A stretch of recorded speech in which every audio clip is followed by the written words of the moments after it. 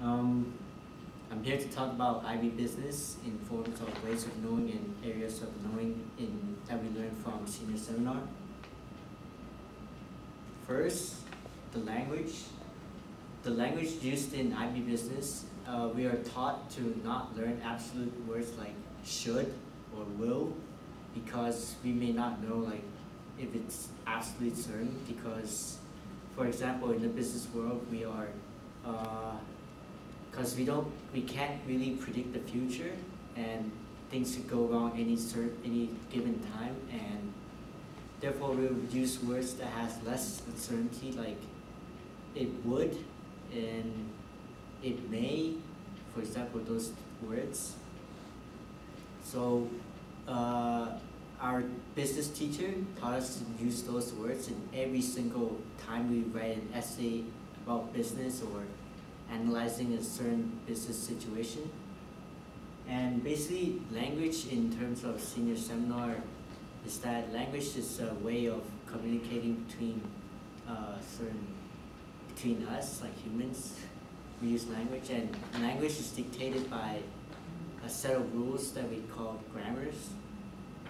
And in the business world, we use language as if we are using it as we were writing an essay in English. But have this in mind that we would use less uncertainty words, because, as I said before, we can't actually predict the future and things could go wrong any given time. And we are not very certain about the current business situation. So the key problem with using language as a way of communicating is that sometimes get ambiguous and very vague.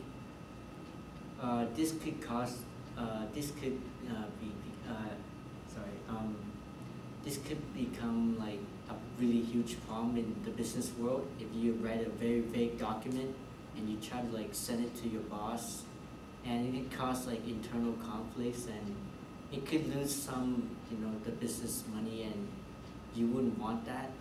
But somehow these problems we cannot have a huge a viable solution to it, because we make that same mistake over and over again. And yeah, while we're writing our essays in IB business, we are taught to have a certain feel to it, like the tone, like your tone and how you write the essay.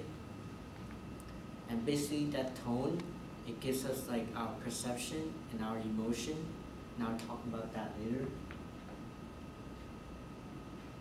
And emotion is a key part in our lives, because we express it every single day. And for IB business, emotion plays a really key part in our every single day life. For example, if a manager, let's say he doesn't have emotions, so therefore people would not see him as the type of leader that they want to follow, and therefore it would cause internal conflict. The thing is that emotion is like a very key part of our lives that we may not live when we don't have emotion. People would call us we're emotionally dead, and we don't really want that to happen. And we use emotion in IB business to portray our point of view regarding the current financial business of this certain firm.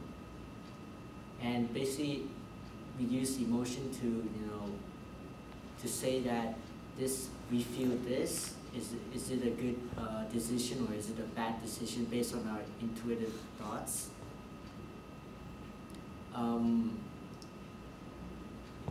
Emotion can be a big problem to us in the IB business world, in the business world in general, because if we are given a different list of decisions, we will use our emotion to try to find the best solution to regarding like a financial situation. If your company is bad, you might do these certain type of things based on your emotion at that time. And sometimes many people have like different thoughts, like different perspective, and also like different emotions. It all depends on like in a business meeting, we use our emotions to convey a certain key point regarding our like business, like how are we doing and stuff. And usually it could get in our way, emotion could get in our way and cloud our judgment and make us really biased. And I have a question. It says on your PowerPoint that essays without emotion can be boring to the reader, and then you wrote about the Dodson's performance curve. Can you explain about that? I was going to plan to talk about that. Okay, basically, imagine if you're reading a script and you don't see any emotion in it, and you will feel like it's kind of like boring to read. For the Dodson performance curve, if you put in a certain emotion and try to like heighten the senses of the reader, therefore it might attract the reader to actually read your script. But the thing is, the problem with the performance curve is that we may not know like how much emotion should we put in it in order to make it more interesting, and we don't really know that. And let's move on to reasoning in the business world is crucial because it could help us to make decisions and to help us get what we want or what the firm wants. So reasoning, we have in the business world, we have like different sets of ways of thinking in order to arrive at that reason.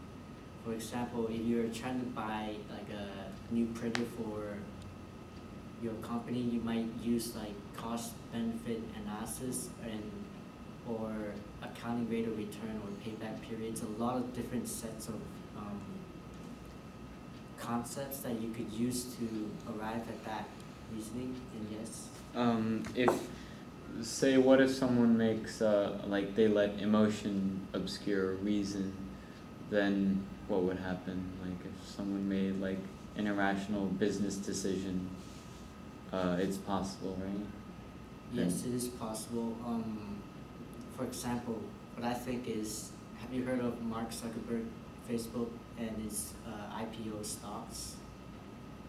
Do you think it's a wise decision? Because Mark Zuckerberg really wants to make more money, but how could he make more money if he has very limited resource? Therefore, the only way is to advertise Facebook, and by advertising Facebook, and you've certainly seen this like on your Facebook, you might see a lot of ads, and that's one of the effects of Mark Zuckerberg. And you would say that's one of the reasons why there are ads. It's a business decision, right? It is a business decision because Mark Zuckerberg doesn't really have like the whole power. He doesn't have like, I think he has like part power in the firm, and basically he has his partners, and basically it's an equal share of power. So if Mark Zuckerberg disagrees, then if the majority of the board of the directors agree, and when Mark Zuckerberg disagrees, well, it's like a 4-to-1 ratio. Therefore, the 4 will win the 1. Mm-hmm. So, and business decisions like this that incorporate reason, emotion, and language, as you mentioned, they happen all the time in the business world. Am I correct? Yes, it happens every single day, every single little task that we do. So yeah, and of course course in IB business, we're taught with different set how to think differently than normal people do. Like how to be a good salesperson, you would need these sets of things to follow. For example, good reasoning. Good reasoning meaning like to attract your customer, to shift their perception on a certain product. That's why it will lead to advertising, and advertising, believe me, it incorporates all these things packed into together. Try to focus on grabbing the attention of the customer and try to make sales. And also perception. Obviously, many of us have different perceptions, and so how do we make decisions in business with perception, with lots of different perception? See, that's why we have general meetings to try to see things try to make a lot of people see things in one general direction, and that would unite the whole firm to move a certain way. Imagine like going into a meeting and every people is like saying disagrees with each other, and that wouldn't be beneficial for the firm because it would cause into a lot of conflicts with each other. And that is the most crucial point of making decisions in the business world, is that the highest ranking member, the boss, would have to somehow make the subordinates think the way that the boss would like them to do. And basically, there are different styles of leadership to promote this. For example, utilitarianism, democracy, and absolute. Well, there are many more, but those are the key things. And it works like a government, basically a business, but a very small government. So, in order to get the perception that you need to make to make the firm go forward, you would need to get the attention of your subordinates, and then try to make them think in one general directions. And what if ethics plays a role into perception? What if someone has a different ethical standpoint? See, as I said before, business is like a government. Because in a government, for example, in the U.S., a lot of people have like different sets of ethnics. So how can the government run as a whole, as a united government, and move the country forward? It just basically like we have to agree upon each other, because ethnics, we don't really have one set of ethics. We don't have like a fixed ethics unless you make them. You make limitations to it, and try to make your subordinates have the same ethical code as you and as everyone else, to be united. And yeah, I think that's it. And one last question then. Do you think that this course, Senior Seminar, has made you more aware of things that aren't really touched upon if you weren't enrolled in this course? See, if I haven't enrolled in Senior Seminar, I wouldn't have learned the whole perception thing. I wouldn't have learned the ethnics. I wouldn't have learned about the ways of knowings and the areas of knowings. I wouldn't have learned any of those, but now that I'm glad that I've learned all those, it helps me to see things deeper and to understand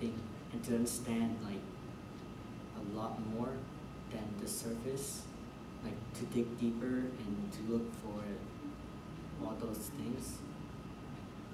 And thank you.